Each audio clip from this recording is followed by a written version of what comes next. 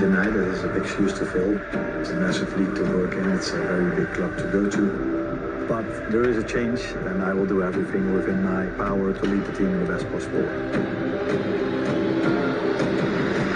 Liverpool's first goal scored under the new head coach, Arne.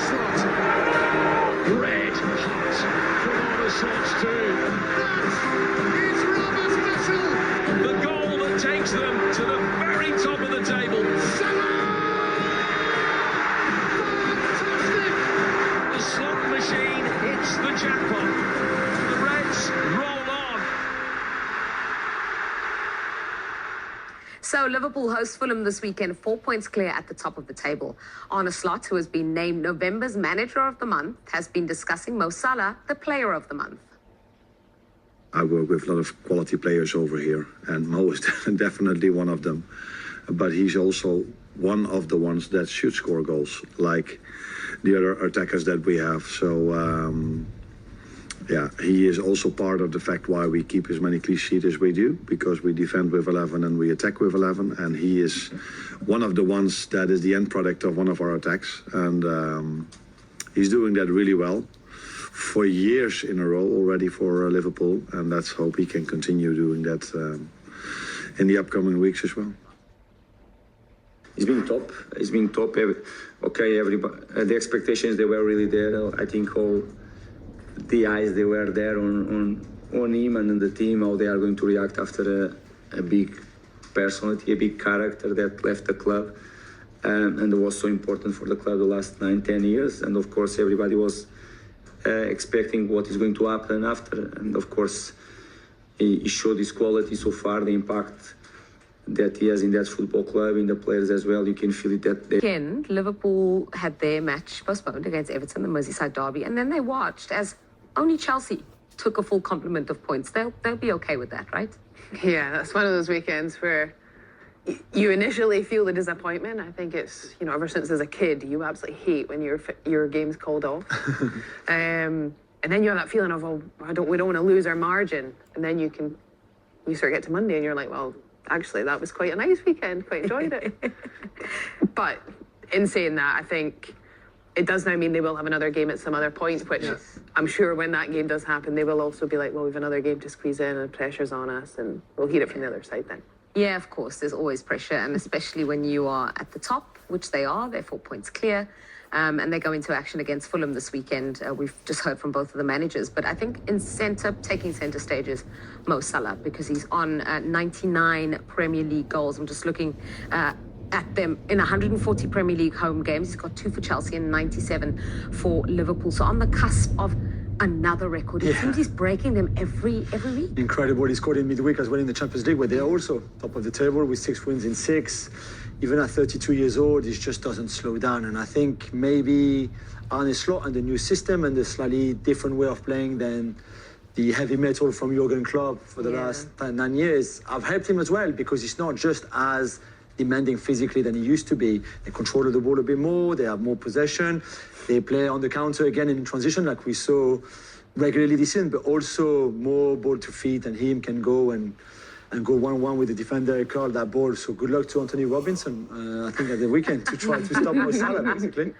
But we always say, you know, when players are out of contract, they just take their game up a level. Even the great Mo Salah seems to have done that, let's be honest.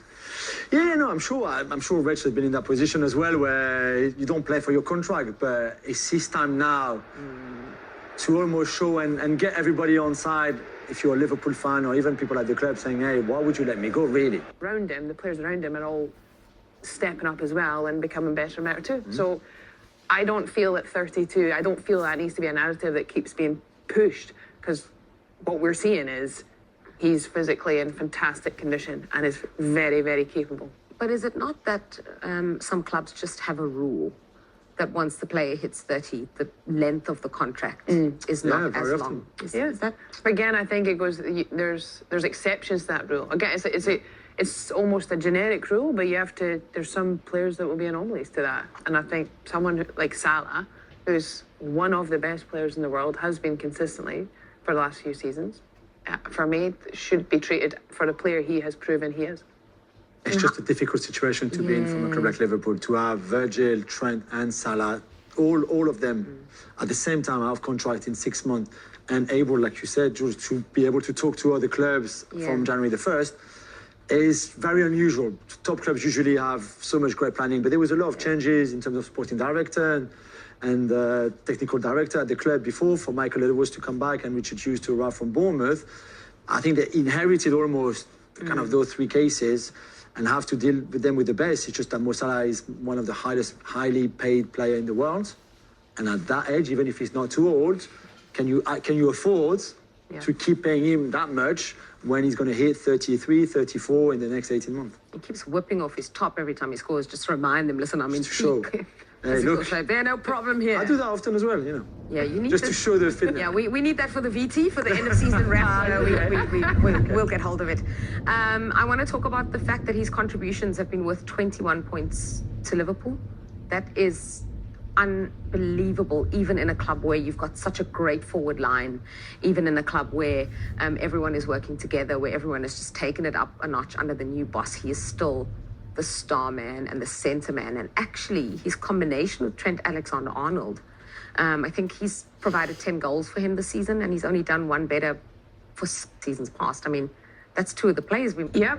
I think as well, though, as much as the goals are huge, Salah's been incredible and deserves the credit he gets, and those numbers are in part attributable to him entirely. The collective performances are what also creates those opportunities for him. The system they play, and you know what the whole front line brings, and I think Curtis Jones will be another player. You know, he's not always the person that maybe makes that final pass, but he's very often involved in a lot of the goals they've scored earlier on.